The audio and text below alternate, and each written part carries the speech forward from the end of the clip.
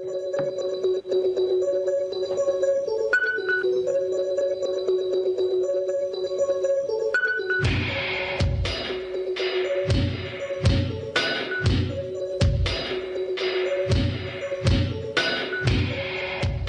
do this one real quick. Is it Tracy?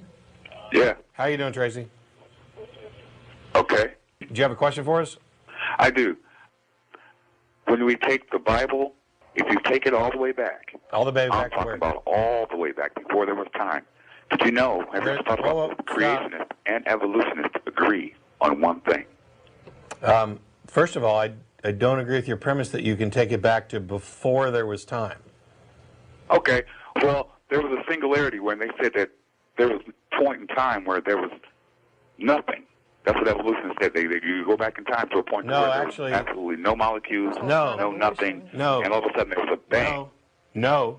First of all, evolution relates to biology. It only deals with what happens to life after it forms. It has nothing to do with cosmology or the universe or abiogenesis or anything like that. So evolution evolution has nothing to say on that. However, what you're saying about going back to a time when there was nothing, while we don't know exactly how the universe started, the prevalent theories don't say there wasn't anything. As a matter of fact, the first law of thermodynamics is that matter and energy can't be created or destroyed. They can only change form. So that would dictate that the universe has always existed in some form.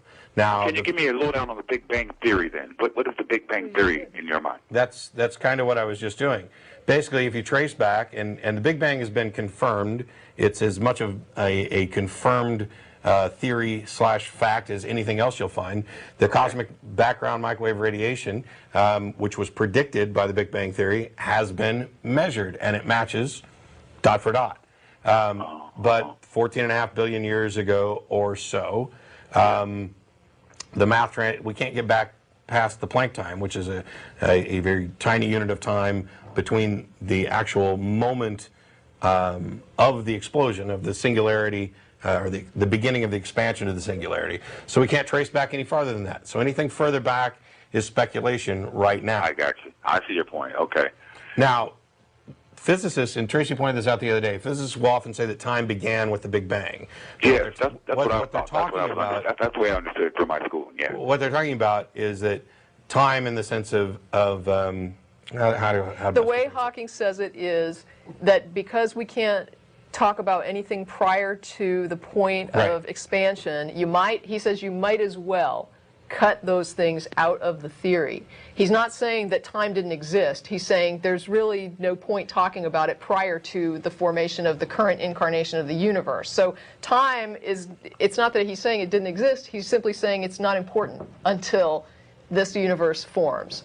Because at that point we have something we can measure. Prior to that we have nothing we can measure, and so we can't really talk about it. And so let's just say, for the sake of the theory, time starts with our universe. So it's not that he's saying that it actually started with the universe. He's simply saying that's when it becomes relevant to us. However, since we don't actually know or even have a good theory understanding of the beginning of the current state of our universe, and now that we've cleared up the definitions, what was the actual comment or point that you were going to make?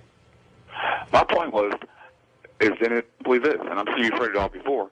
It just seems to me, an intelligent species such as ourselves, it just seems to me, man, that we had to come from some sort of intelligence, that's all. Why? It just seems that some type of a designer or some type of a design said, Big Bang, bang, be there. Because I kind of believe in the Big Bang Theory. I just think that it had a cause. Not just something random and not just a molecule. Something caused that damn thing to go bang. And creation started, evolution started, all at the same time. That's all I'm thinking. So you basically said two different things that are unrelated, and I want to make sure that we kind of hit both of them real quick. One you said is that you don't think intelligent people could have come from anything other than an intelligent designer. Yeah, I don't know why that is, but before we actually get to that, I think the other one may be quicker to address. All right, go ahead. And that is that you believe in the Big Bang, but you think that there must have been some intelligent cause for it. Why do you think it's justifiable to posit a supernatural, transcendent cause, rather than just accepting that it could have happened by a natural cause. Yeah, what's natural, though, man? What made natural? What made nature? I just want to know the why behind the why. That's just how I'm designed. You know? You're asking the wrong questions. You're asking all the wrong questions, and all of your questions... Well, maybe I'm talking to the wrong guy about the right questions. Maybe that's it. Well, if you'd let me finish real quick. Go ahead, buddy. Go ahead. The reason you're asking the wrong questions is because your questions presume the nature of the answer. It's like saying, why did the universe exist? That's the wrong question. The question is, the universe exists. What is the explanation? By asking what the explanation is, that leaves open any possibility. And it could be that the explanation is some God type thing created it. Or it could be that it occurred by natural processes that we don't have an understanding of. But when you say why, you imply purpose and design. I sure do. I sure do, man. Yeah, well, you're right. And I do that on purpose. That narrows the possibilities of the answers. It narrows the directions in which you can look for answers.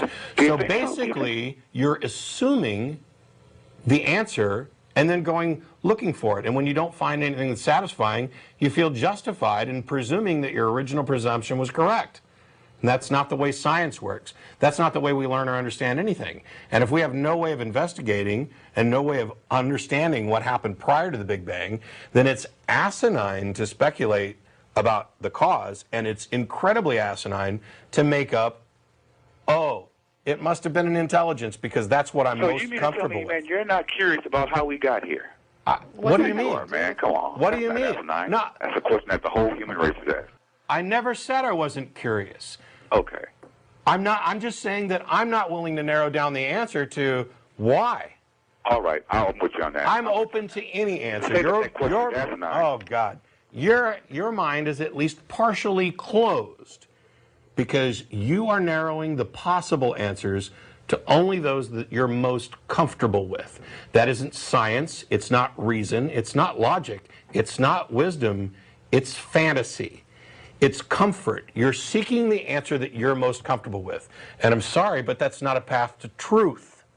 I am interested in where all this comes from, but I can also accept that there may be questions that not only do we not have the answer to them now, we may never have the answer to them. So let's instead focus on answering the questions that we can ask, continue to seek out the explanations as best we can, and not narrow the focus of our examination in such a way that we're making appeals to the supernatural. That's just not the way to go about it. I see your point. Man, I see your point. Sort of. I really do. About 50% of it, I see. But I do keep my open mind. I keep an open mind. So. Okay. I got no problem with that. I mean, you're right on one level in that we're all interested in the answers to these questions. And I can certainly understand why people would feel more comfortable personalizing something or anthropomorphizing something so that, I mean, it's nice to think that there may be some intelligence out there that's guiding everything or that cares, but there's no evidence to support that that's possible or the guiding and the caring thing. I do think that somehow or another some type of intelligent design created us. Okay, and what created that intelligence? And see, there you go. And that's the same thing. You're right. You can go backwards and backwards and backwards. So I don't know, man. Because you just did one of the most beautiful, honest things ever, and that was you said the words, I don't know. Okay. And that's it. I mean, that doesn't mean you stop looking. You know when you stop looking is when you have an answer. And that's one of my biggest objections to religion, is because religion pretends to offer answers. All the answers. That stop investigation. There you go. Yeah. Can I just have a real quick thing? I just wrote to somebody this week, and I said, Matt taught me a magic trick, which I have used a couple times, and whenever I do it, people are just like, you're creeping me out because I don't know how you're doing that. People will say when it gets done, how did you do that? And I'll say, it was the psychic energy. It was magic. You know, it's magic. Well, I have yet to meet one person who is satisfied with that answer, who says to me, oh, okay, I guess it's magic. Well, no, people know that there's got to be a real explanation. Magic is not an explanation. And so when people say, and when people put forward God, really what they're saying is magic. It's just magic. We don't know how it was done. It was like this being that's just, that can do magic. Yeah, and it made the universe. I don't know. You're trying to answer a mystery with a mystery, and you get nowhere.